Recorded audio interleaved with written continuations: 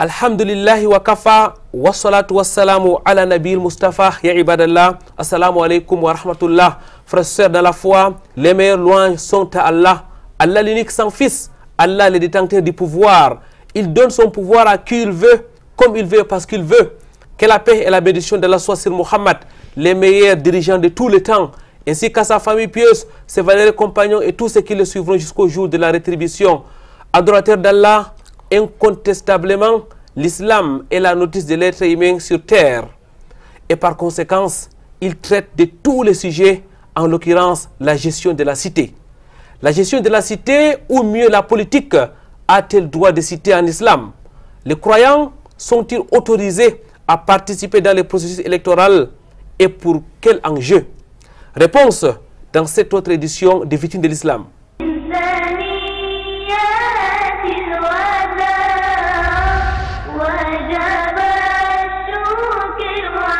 Très chers téléspectateurs, mesdames, mademoiselles, messieurs, bienvenue sur ce plateau Islam et politique. Ça sera l'objet de l'entretien de cet autre rendez-vous hebdomadaire sur Canal D International. Rendez-vous islamique à plusieurs articulations. L'entretien au cœur de la société, mais aussi et surtout la psalmodie du Saint Al-Qur'an al-Karim. Écoutons et méditons les versets d'Allah exalté soit-il pour commencer cette émission.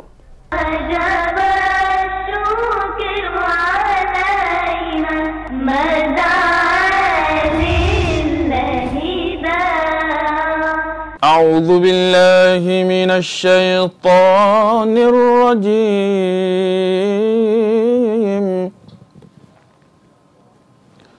يا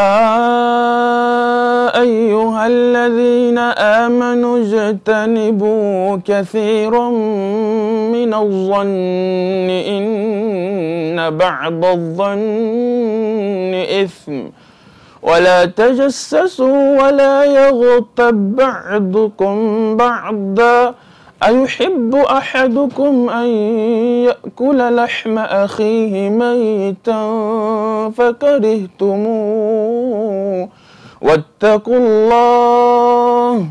واتقوا الله إن الله تواب رحيم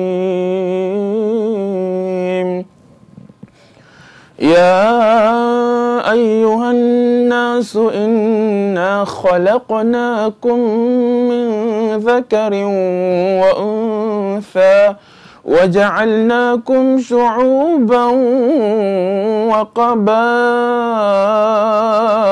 لتعارفوا إن أكرمكم عند الله أتقاكم إن الله عليم خبير.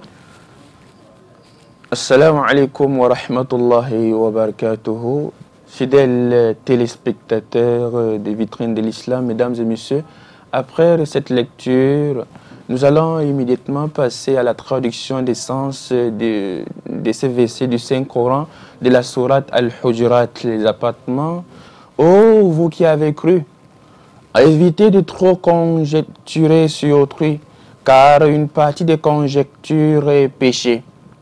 Et n'espionnez pas et ne médisez pas les uns des autres. L'un de vous aimerait-il manger la chair de son frère mort? Assurément non, vous en aurez horreur. Et craignez Allah, car Allah est grand, accueillant au repentir et très miséricordieux.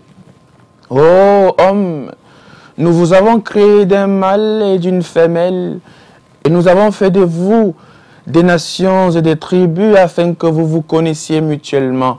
Certes, le plus noble d'entre vous auprès d'Allah est le plus pieux. Allah est certes omniscient et grand connaisseur.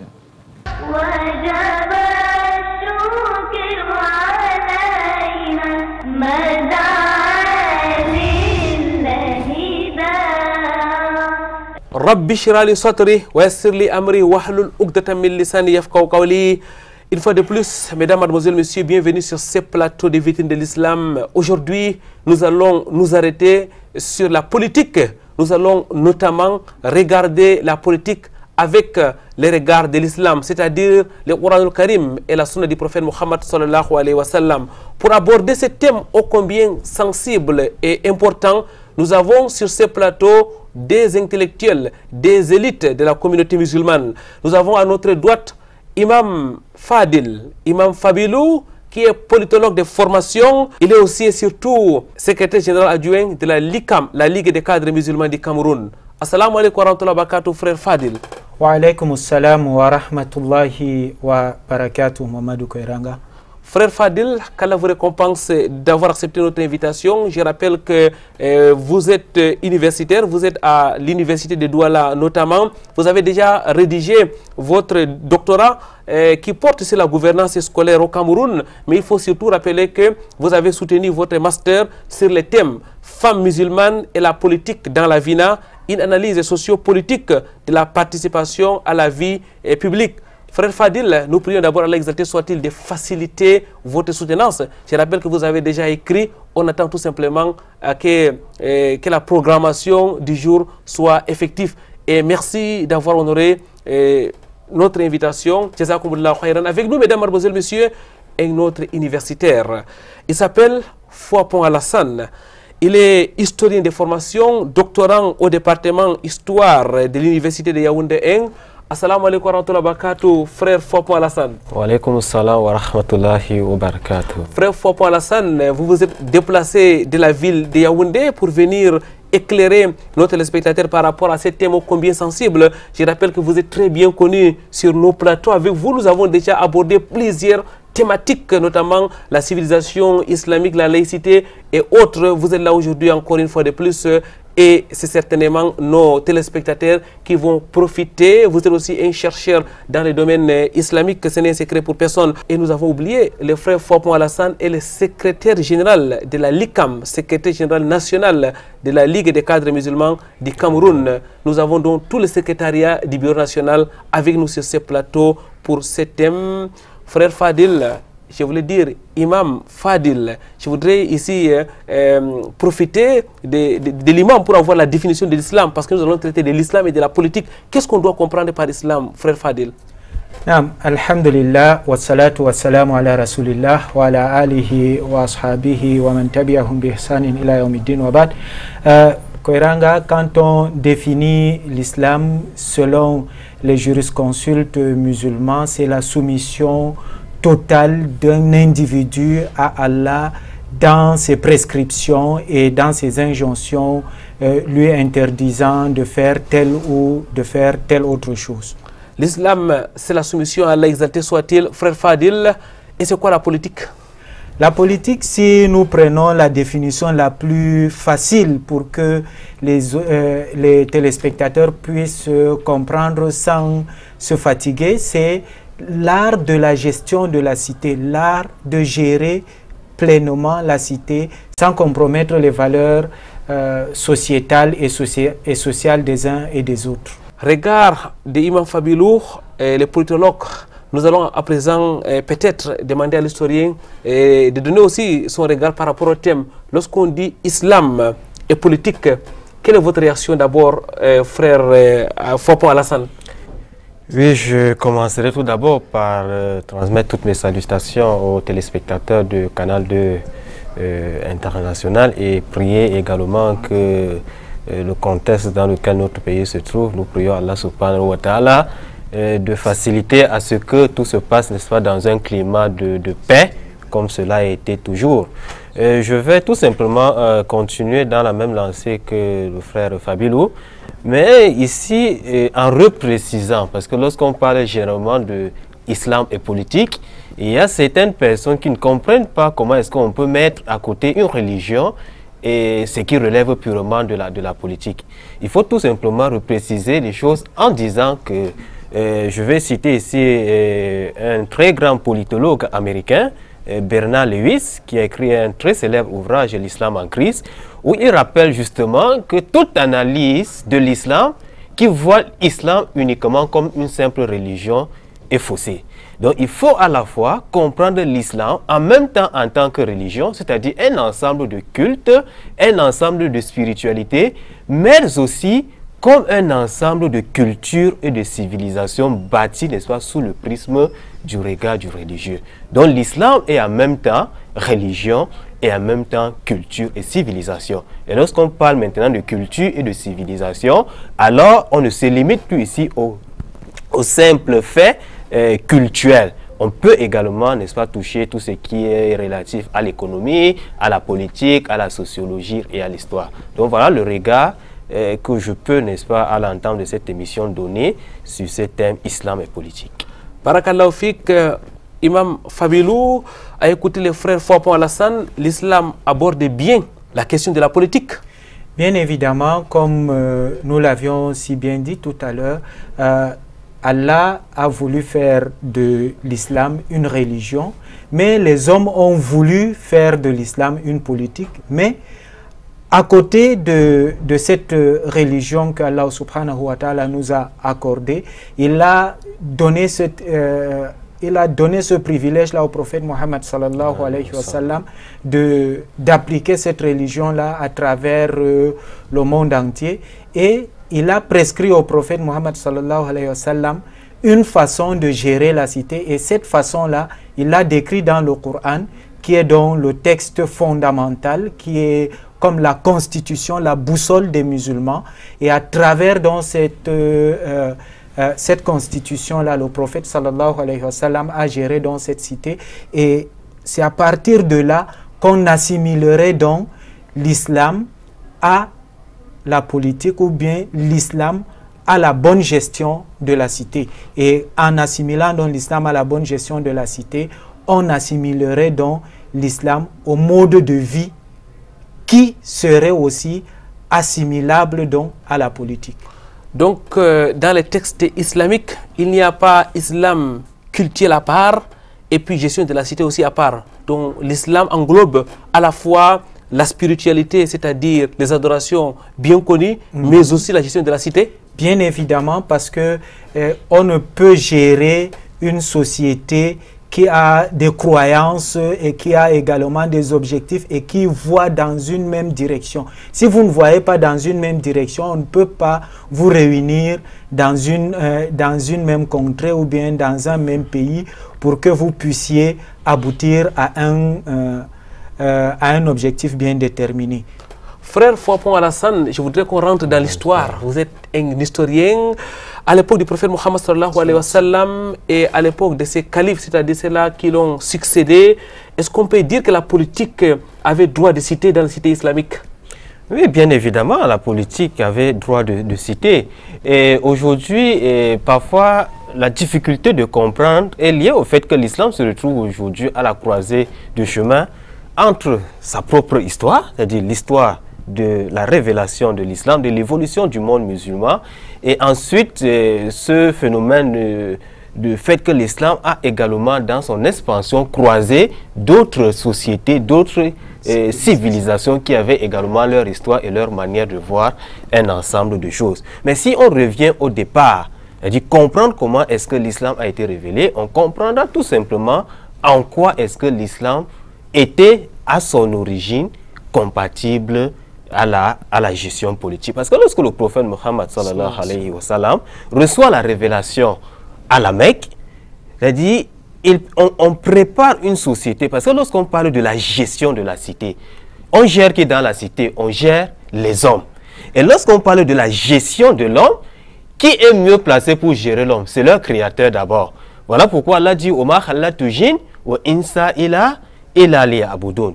Donc, ce premier principe qui voudrait que l'objectif premier des êtres humains sur la terre, c'est l'adoration de Dieu.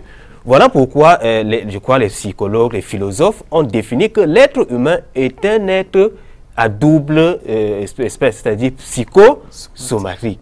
Donc, on doit gérer l'être humain dans son état spirituel et dans ce qui relève, n'est-ce pas, de son corps. Donc, la religion qui s'occupe de la partie culturelle a été révélée au prophète Mohammed sallallahu alayhi wa sallam. Et lorsqu'il émigre pour Médine, alors on lui a révélé, n'est-ce pas, une autre partie de la religion qui consiste maintenant à aller au-delà de la gestion purement spirituelle de l'homme, mais de gérer un ensemble de facteurs, ce que les savants ont appelé les muhamalat autour de lui. Voilà pourquoi le prophète Muhammad sallallahu alayhi wa sallam... Il faut rappeler que les muhamalat sont les transactions sociales. Les transactions sociales. Voilà pourquoi lorsqu'il arrive donc à Médine, donc l'islam fait de lui un chef religieux qui gère effectivement la spiritualité des hommes, un chef politique qui gère les transactions sociales entre les hommes et un chef militaire qui gère, n'est-ce pas, et coordonne la sécurité des membres de la cité.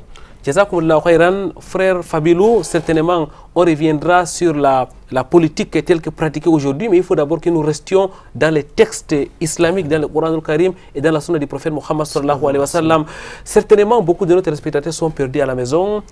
Qu'on dise que le prophète Muhammad était un politicien, qu'on dise qu'il y avait la politique à Médine, que les compagnons qui l'ont succédé sont des politiciens, alors qu'on sait qu'aujourd'hui la politique, c'est les partis politiques qui sont là, c'est la campagne qu'on doit faire. Frère Fabuleux, est-ce que vous pouvez nous lever l'équivoque? Oui, bien évidemment, en ce qui concerne donc la politique, le musulman a cette double obligation.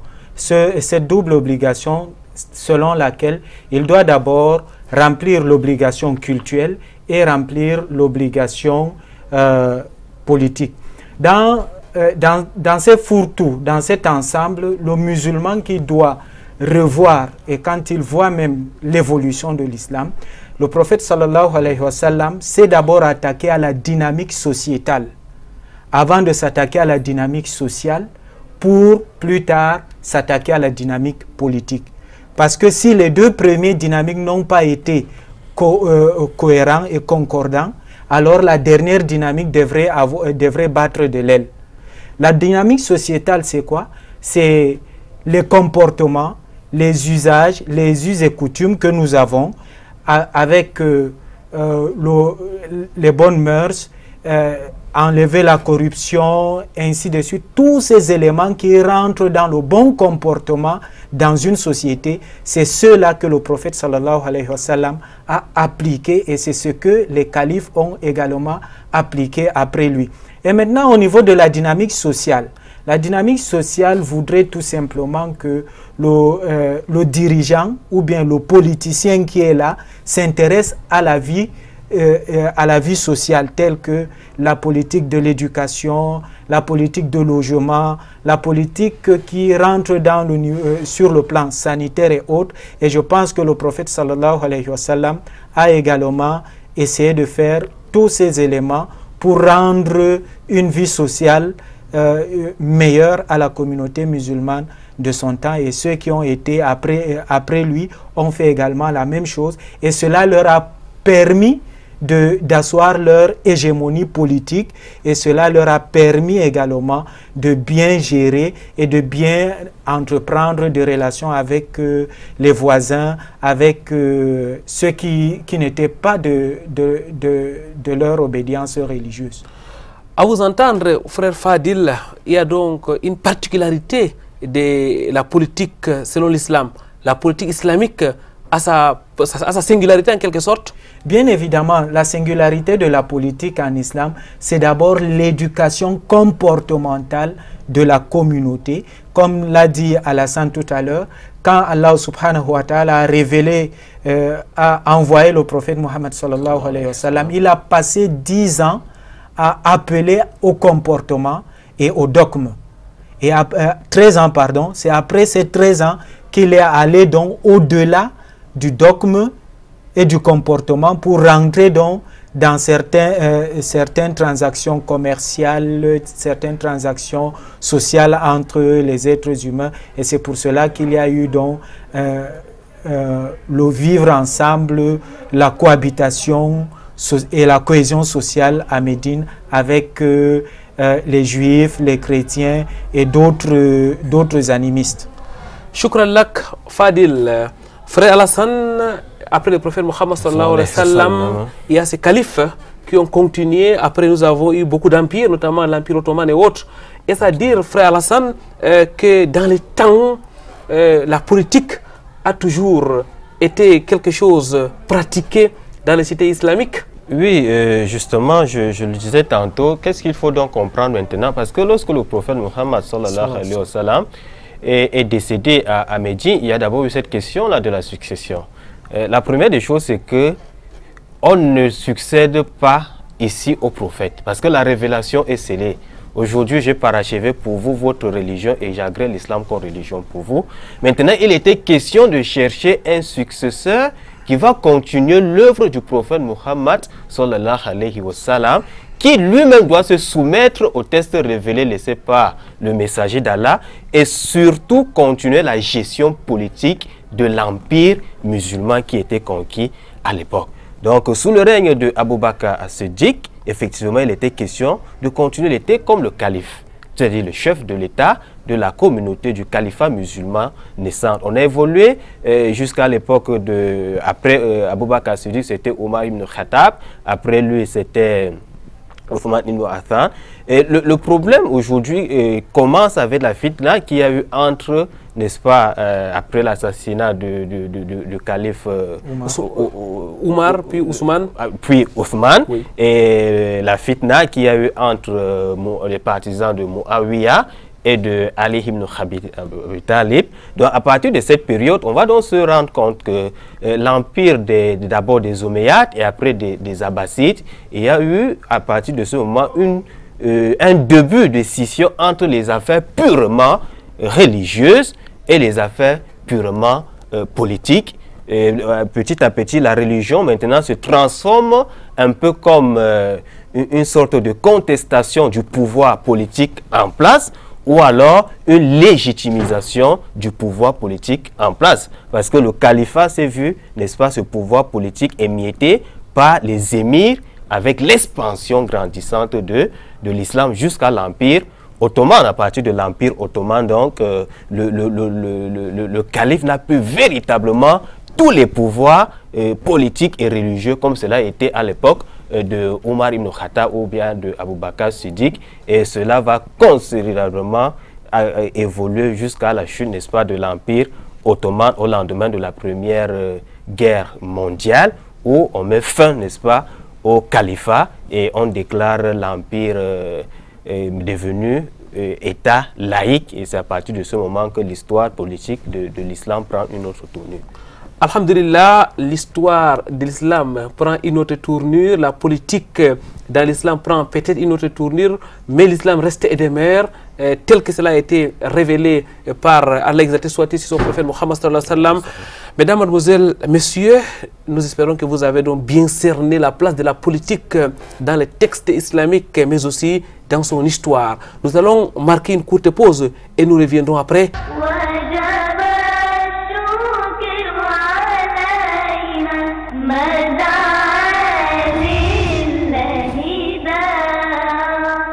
Pureté et gloire à Allah exalté soit-il. Mesdames, mademoiselles, messieurs, nous continuons avec notre thème islam et politique et nous avons avec nous des intellectuels musulmans. Imam Fabilou, politologue de formation et doctorant donc à l'université de Douala. Nous avons aussi frère Fouapon Alassane qui quant à lui est historien, c'est un universitaire, donc il est doctorant au département d'histoire de l'université de Yaoundé. Frère Fabilou, jazakumullah khairan pour les différentes analyses, les différentes explications que vous avez bien voulu donner à nos téléspectateurs dans la première partie de cette émission. Frère Fabilou, je voudrais qu'on rentre maintenant aujourd'hui. Nous sommes en l'an 2018.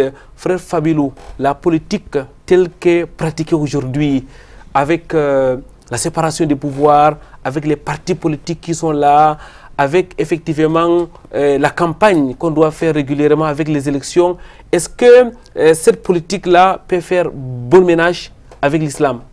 Non, alhamdulillah, la politique telle que pratiquée aujourd'hui dans ces méandres, est-ce qu'elle est compatible avec les pratiques ou bien l'enseignement de l'islam? On peut se dire la politique aujourd'hui telle que pratiquée ou bien la politique telle que définie, elle peut être compatible avec l'islam parce que elle veut le bien-être de l'homme. C'est ce qui est la finalité de la politique. Et la finalité de l'islam, c'est également préserver la dignité de l'homme. Et je pense qu'avec ces deux éléments, on peut se dire que la politique et l'islam peuvent être compatibles aujourd'hui. Mais toutefois, il faut relever que c'est les hommes qui appliquent cette politique ou bien qui définissent cette politique et qui appliquent également l'islam qui font des erreurs ou bien qui sont à remettre en cause. J'allais justement arriver à ce niveau, frère Fabilo. Lorsqu'on parle de la politique aujourd'hui, on fait allusion au mensonge, on fait allusion à la tromperie, on fait allusion à beaucoup de choses, à l'immoralité.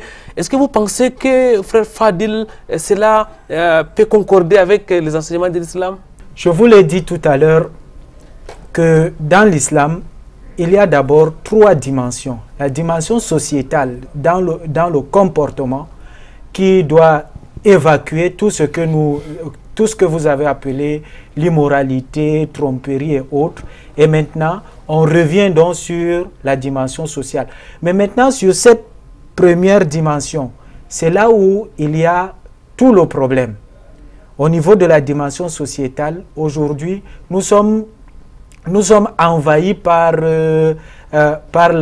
l'appât du gain, par la soif du pouvoir, mais on ne voit pas ce que nous sommes en train de dire. Est-ce que c'est que, en tant que musulmans, en tant qu'hommes politiques musulmans, ce que nous sommes en train de dire à la population, est-ce que c'est ce que nous allons faire ou bien c'est ce que nous avions promis à la population? Est-ce que c'est ce que nous sommes en train de faire après s'être élus? Ou bien après avoir été mis quelque part, est-ce que nous avons respecté notre contrat? Parce que dans l'islam, quand vous scellez un contrat, vous êtes appelé à respecter ce contrat. Et tant que vous ne respectez pas ce contrat, vous êtes appelé donc à répondre de vos actes. Je vous pose la même question, frère Fapon Alassane. La politique telle qu'appliquée dans un contexte de démocratie comme le nôtre, peut-elle faire bon ménage avec l'islam? En fait, l'islam a été révélé pour le bien-être de l'humanité. Parce que Dieu ne peut pas être un Dieu qui crée et qui voudrait, n'est-ce pas, le malheur de ses créatures. Ça, c'est le principe de base en islam. Et lorsqu'on parle des marqueurs ici, charia, c'est-à-dire les 5 principes fondamentaux de la charia, il y a effectivement la recherche constante du bien-être de l'être humain. Mais alors, le problème ici est très fondamental. Parce qu'il ne s'agit pas tout simplement de savoir si la politique est compatible à l'islam. Toute politique est compatible à l'islam. Mais à une exception près. Quels sont donc les différents modèles de gestion politique qu'a connu l'humanité tout au long de l'histoire, que ce soit au niveau du monde musulman ou alors du monde occidental? Au niveau du choix du dirigeant politique, cela ne pose pas problème parce que l'islam n'a pas fixé un canal. C'est-à-dire que le dirigeant doit être choisi sous tel modèle. Ça doit être une monarchie, ça doit être à travers la Shura, ça doit être par l'élection, ça doit être par la désignation par rapport à un autre qui arrive après. Donc ça là, l'islam a laissé libre cours. Mais le problème fondamental que les savants ont soulevé par rapport au modèle démocratique relève plutôt de la souveraineté du pouvoir. C'est-à-dire la souveraineté de la légifération revient à qui?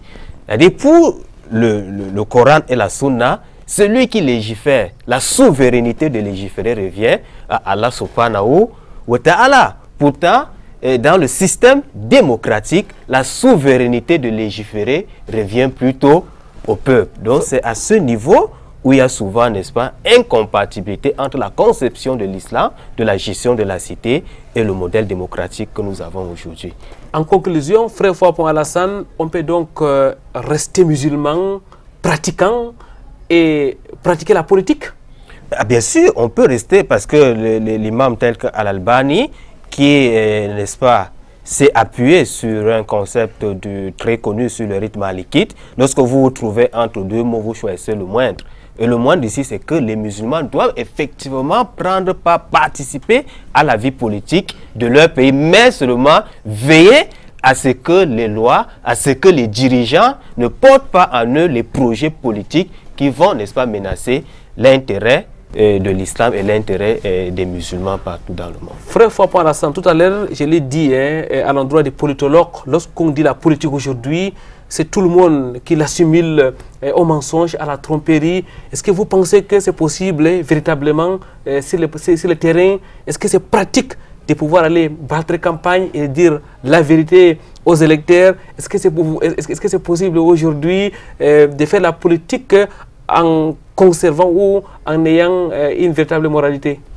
Oui, je crois que c'est l'un des avantages de la démocratie, parce qu'il est possible, effectivement, qu'un candidat, quand il apporte son projet de société, il vous dit, voilà, c'est que je vais, n'est-ce pas, réaliser comme gouvernance pour le bien-être de la population. Alors, s'il est convaincant, ce n'est pas à nous de savoir au préalable qu'il soit en train de dire la vérité ou des mensonges. Alors, s'il a un projet, on peut le voter en fonction de son projet. Et au moment où on se rend compte qu'il ne respecte pas ses engagements, alors en ce moment-là, on peut tout simplement le désavouer. Jazakumullahu khairan, frère Fabilou, je me tourne de votre côté. Au début de cette émission, j'ai rappelé que vous avez écrit un mémoire sur le thème « La femme musulmane et la politique dans la VINA », une analyse sociopolitique de la participation à la vie publique de 1991 à 2012. Frère Fabilou, avant de parler de la femme, je voudrais qu'on parle de la communauté musulmane en général. Lorsque vous observez notre pays du nord au sud, de l'est à l'ouest, est-ce que les musulmans sont engagés sur le terrain politique? Alhamdulillah, les musulmans sont engagés sur le terrain politique dans tous les 4 coins de la République.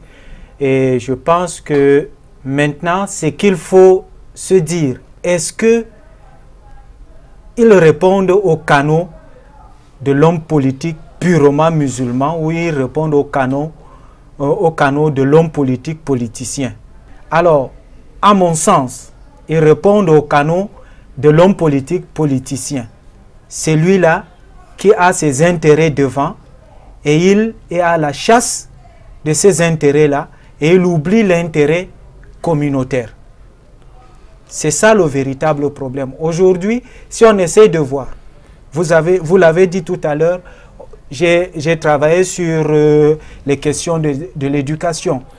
J'ai travaillé sur les questions de femmes. Si vous allez dans les zones à forte population musulmane sur ces questions, nous avons des élus locaux qui font tout pour arriver au pouvoir, mais après avoir été mis au pouvoir, ils ne respectent pas, ne serait-ce que nous, on veut seulement qu'on respecte au moins la première règle fondamentale de l'islam qui est Iqra, lis, la lecture. Et on ne peut que lire dans des écoles.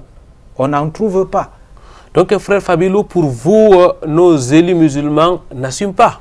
Ils n'assument pas sur le plan communautaire, mais sur le plan politique, bon... C'est des politiciens comme les autres? C'est des politiciens comme des autres. Mais est-ce qu'on peut dire qu'ils sont des politiciens comme les autres, frère Fabilou? Peut-être c'est ces domaines-là, mais quand on regarde quand même leur habillement, quand on regarde aussi leur comportement dans certains domaines, il y a quand même beaucoup, par exemple, qui ne boivent pas l'alcool, il y a beaucoup qui ne sont pas dans les cercles exotériques et autres. Est-ce qu'à ce niveau-là, on ne peut pas quand même dire qu'il y a une lumière islamique?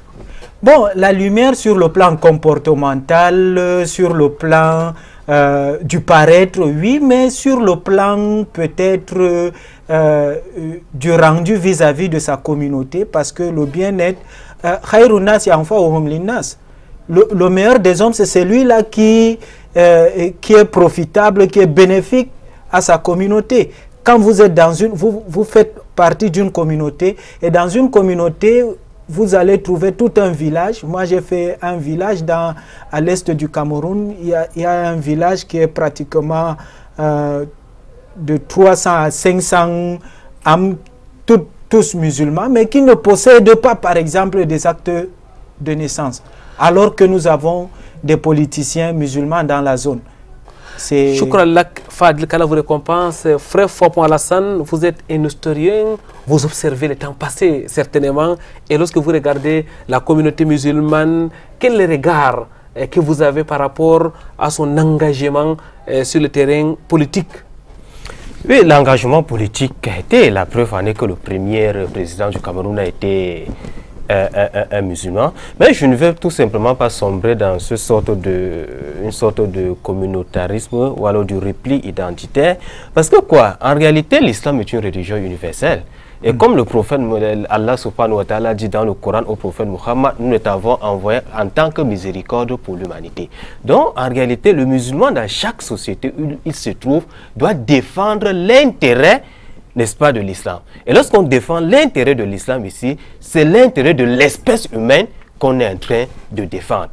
Donc, le musulman, lorsqu'il s'engage dans la politique, doit également porter avec lui les valeurs que prône l'islam. C'est-à-dire les valeurs de la justice, les valeurs de l'équité, parce que l'islam, quand il demande d'être juste, c'est être juste envers le non-musulman et envers le musulman. Lorsque l'islam prêche, par exemple, l'entrepreneuriat, c'est encouragé pour le musulman et pour le non-musulman. Donc, toutes les valeurs que l'islam a mis sur pied, par exemple, lorsqu'on parle de la finance islamique, on a interdit l'intérêt usuraire, par exemple, et ce qui est également en plein débat, c'est pour permettre une meilleure répartition, n'est-ce pas, des biens et de la richesse dans un pays. Donc, lorsque le musulman est au pouvoir, il ne doit pas, qu'il soit député, qu'il soit dans un parti politique, il ne doit pas essentiellement viser son intérêt personnel ou alors l'intérêt de sa chapelle politique, mais lorsqu'il s'engage déjà à être un homme politique, c'est-à-dire quelqu'un qui est amené à gérer les choses dans la société, c'est de permettre aux populations de bien vivre et doit avoir en lui cette valeur de crainte d'Allah, parce que à la finalité, ce n'est pas au chef de l'État qui rendra compte, mais c'est surtout à Allah subhanahu wa ta'ala.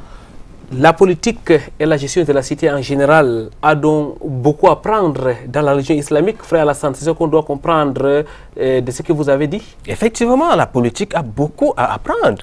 Parce que lorsque j'étudie sincèrement la biographie du prophète Muhammad, sallallahu alayhi wa sallam, quand vous lisez Lamartine, quand vous lisez Napoléon Bonaparte, qui était le premier empereur à instaurer la loi en France et dans les autres pays européens, il s'est inspiré de cet grand homme qui était le prophète Muhammad, sallallahu alayhi wa sallam, qui a fixé les bases de la relation qui doit exister entre, n'est-ce pas, le dirigeant et le dirigé. Quand vous prenez les califes tels que Omar ibn Khattab, on venait, vous voyez dans une maison, un enfant est en train de pleurer, Omar passe, il écoute les pleurs de l'enfant.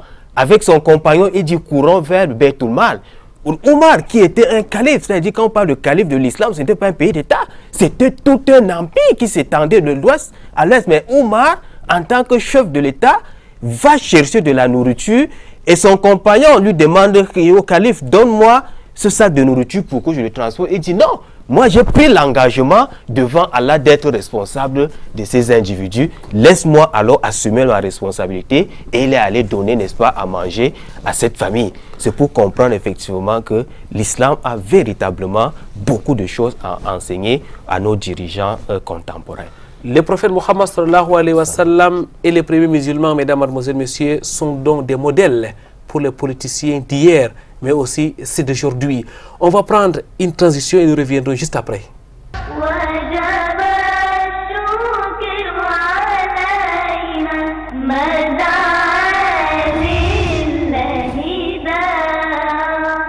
Alhamdulillah, thumma alhamdulillah. Mesdames, mademoiselles, messieurs, nous allons continuer avec nos deux invités. Nous sommes avec Imam Fabilou, politologue. Frère Fadil, vous êtes un universitaire, vous êtes notamment doctorant à l'université de Douala. Et nous l'avons dit, vous avez déjà écrit votre thèse qui est déjà déposée. Vous n'attendez que la soutenance, qu'elle la facilite. Vous avez écrit sur la gouvernance scolaire au Cameroun. Alors, frère Fabilou, lorsqu'on regarde notre communauté, il y a ce qu'on peut appeler Yayuanas, c'est-à-dire monsieur tout le monde qui est dans la politique, les élites qui sont dans la politique, mais aussi les chefs traditionnels et les imams. Frère Fabilou, vous en tant que politologue, est-ce à encourager?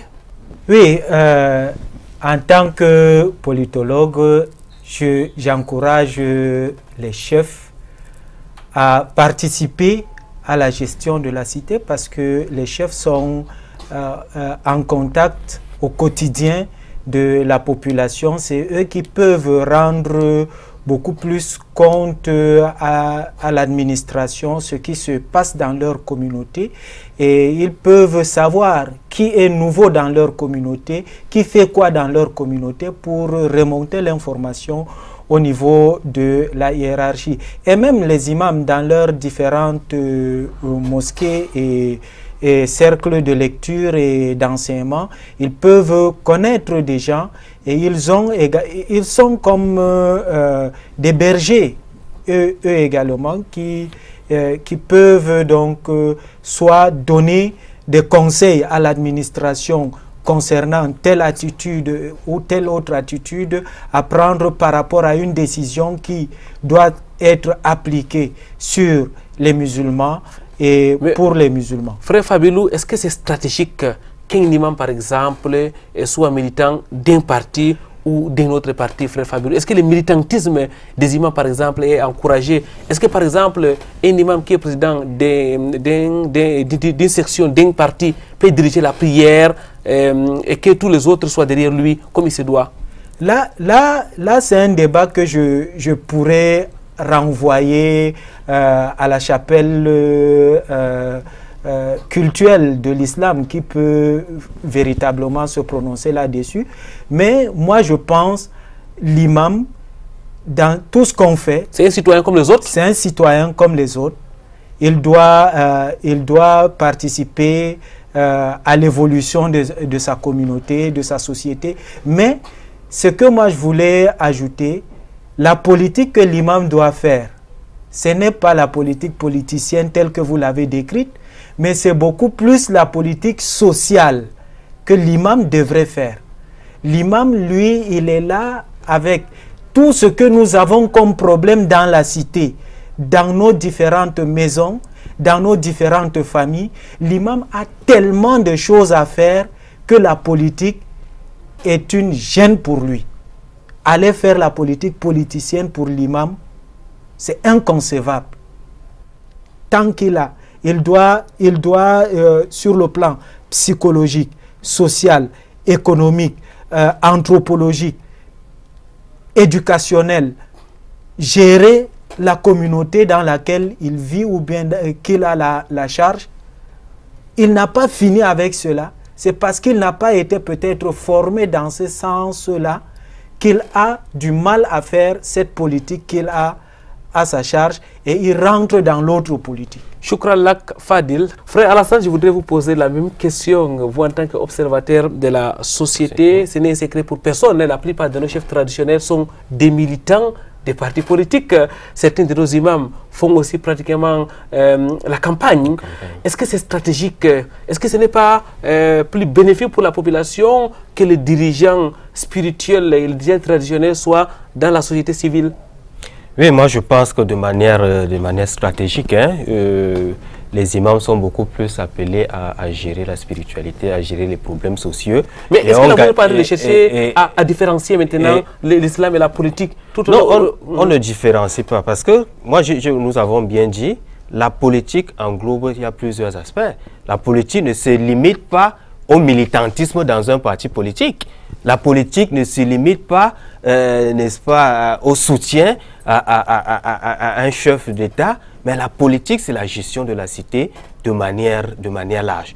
Donc, même si un imam n'est pas militant d'un parti politique, il peut participer à la gestion de la cité sous d'autres formes. Mais aujourd'hui, dans un contexte quand même de multipartisme, la première des choses à faire, c'est quand même parfois faire dose d'une neutralité politique qui permet, n'est-ce pas, à chaque citoyen de pouvoir étudier le projet de société de chacun des candidats, puisque nous sommes dans une période purement électorale. Et aussi, les imams ont cette responsabilité-là de veiller à ce que les dirigeants respectent quand même quelques principes fondamentaux de l'islam, où il ne peut pas avoir de compromission. Et troisièmement, les imams et les chefs traditionnels doivent jouer le rôle de conseiller. Parce que comme vous le savez tous, dans le hadith du prophète Muhammad sallallahu alayhi wa sallam a dit c'est-à-dire la religion, c'est le bon conseil. Et on lui a demandé, le bon conseil, c'est envers qui? C'est d'abord envers le dirigeant. Donc les imams peuvent également être dans la société civile en tant que garde-fou pour le dirigeant, parce qu'il n'y a pas de dirigeant parfait. Un dirigeant peut commettre les erreurs. C'est maintenant aux imams, n'est-ce pas, de dire à chaque fois de manière sage aux dirigeants, ici, vous avez commis une erreur, il faut rectifier, que, n'est-ce pas, de suivre parfois les dirigeants de manière aveugle, sans toutefois leur dire, voilà ce qu'il faut véritablement faire pour le bien-être des populations. Les élections présidentielles, c'est dans bientôt, ce n'est secret pour personne, c'est notamment le 7 octobre prochain. Frère Fouapon Alassane, est-ce qu'on doit dire à tous nos téléspectateurs, à tous les musulmans et les non-musulmans qui nous suivent, de se rendre massivement pour choisir leurs candidats? Oui, nous avons entamé nos propos en disant que dans ce contexte, il y a les savants qui ont permis de prendre part, n'est-ce pas, à ce processus pour, n'est-ce pas, choisir le candidat qui sera à mesure de conduire le peuple vers le succès, vers le bonheur, que ce soit spirituel ou alors temporel. Donc, pour ceux qui sont inscrits sur les listes électorales, ils ont l'obligation, n'est-ce pas, de participer à ces élections afin d'assumer leur choix de demain. Donc, on ne peut qu'encourager les musulmans qui ont les cartes d'électeurs d'aller voter, n'est-ce pas, le candidat de leur choix. Frère Alassane, qu'Allah vous récompense. Frère Fadil, vous n'allez pas dire le contraire. En tant que politologue, vous allez tout simplement encourager les gens à être des acteurs dans les processus électoraux, soit en étant candidat ou tout simplement en étant électeur quand même. Bien sûr, nous sommes tous des citoyens camerounais et en tant que citoyens camerounais, nous avons des droits et des devoirs, et parmi nos devoirs, il y a le fait d'aller s'exprimer sur des questions politiques, sur des questions qui engagent notre pays, et il y a des élections. Et parmi dans ces élections, il y a les élections présidentielles. Si nous sommes inscrits sur une liste électorale et que nous avons récupéré notre carte électeur, la moindre des choses, c'est d'aller exprimer sa voix. Donc maintenant, nous, on ne peut pas dire aller voter telle ou telle personne, mais chacun est libre de ses choix et chacun est libre de son engagement. Shukran lak, mesdames, mademoiselles, messieurs, qu'Allah vous récompense. Merci d'avoir été des nôtres. Nous arrivons pratiquement à la fin de cette émission. Le temps pour nous, très rapidement, de prendre les derniers mots de nos invités. Nous rappelons que Imam Fabilou est un politologue de formation. Vous avez déjà rédigé, nous l'avons dit, votre doctorat sur la gouvernance scolaire au Cameroun. Vous n'attendez que les jours de la soutenance, et nous prions à l'exalté soit-il de faciliter cela pour vous. Amen. Frère Fabilou, quel est votre dernier mot? Mon dernier mot vis-à-vis des politiciens et des Camerounais, c'est de faire de l'islam un modèle et une identité nationale. Tant que nous ne faisons pas de l'islam au Cameroun un modèle et une identité nationale, nous allons finir toujours par des querelles, toujours par des non-dits et des inédits.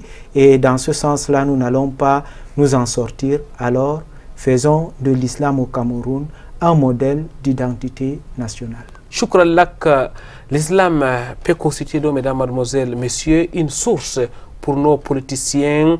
Le prophète Mohammed sallam peut être un modèle, doit d'ailleurs être un modèle pour tous les politiciens musulmans au moins. Frère Alassane, qu'Allah vous récompense aussi, vous vous êtes déplacé une fois de plus de la cité capitale, la capitale politique du Cameroun, pour Douala, afin de participer à cette émission. Fouapon Alassane, quel est le dernier message à l'endroit de tous nos téléspectateurs? Et le dernier message, c'est tout simplement, je vais citer ce verset coranique où Allah dit: vous êtes la meilleure communauté qu'on ait fait surgir pour les gens, vous interdisez le blâmable, vous ordonnez le convenable et vous croyez en Allah. Donc pour dire que le musulman qui s'engage en politique, qu'il sache effectivement que la première personne à qui il devra rendre compte, c'est Allah subhanahu wa ta'ala, et l'islam a pour principe, n'est-ce pas, le bien-être des êtres humains, et le premier bien-être, c'est la paix. Donc les musulmans doivent tout simplement participer à la gestion de la cité et surtout contribuer au maintien du climat de la paix, et, n'est-ce pas, amener tout ce qui est profitable à la communauté ayant pour source leur religion qui est l'islam. Qu'Allah vous récompense, frère Alassane, Jazakumullahu khairan. Mesdames, mademoiselles, messieurs, c'est tout pour cette autre émission des vitrines de l'islam. Qu'Allah vous récompense d'avoir été des nôtres. Nous rappelons donc aux électeurs comme aux candidats qu'ils vont rendre compte à l'exalté soit-il le jour du jugement dernier, que chacun donc prenne sa responsabilité vis-à-vis de son choix et des multiples actions qu'il va faire à l'endroit donc de la gestion de la cité. Nous sommes dans un contexte particulier. Nous allons donc prier à l'exalté soit-il de nous accorder la paix dans notre pays. Et l'islam, c'est une religion de paix. Nous finirons donc par cette invocation que les musulmans prononcent régulièrement après le salut final de la prière. Allahumma anta salam wa minka salam tabarakta ya zal jalali wal ikram. La traduction, mesdames, mademoiselles, messieurs, de cette formule prophétique répétée à longueur de journée par les musulmans: ô Allah, tu es la paix et de toi provient la paix. Béni sois-tu, ô détenteur des majestueux et digne de vénération. Allahumma anta salam wa minka salam tabarakta ya zal jalali wal ikram. Invocation que vous pouvez retrouver dans les petits livres La Citadelle des musulmans. Invocation donc rapportée dans un hadith par Imam Muslim. سبحانك اللهم وبحمدك نشهد أن لا إله إلا أنت نستغفرك ونتوب إليك والسلام عليكم ورحمة الله وبركاته. الله أكبر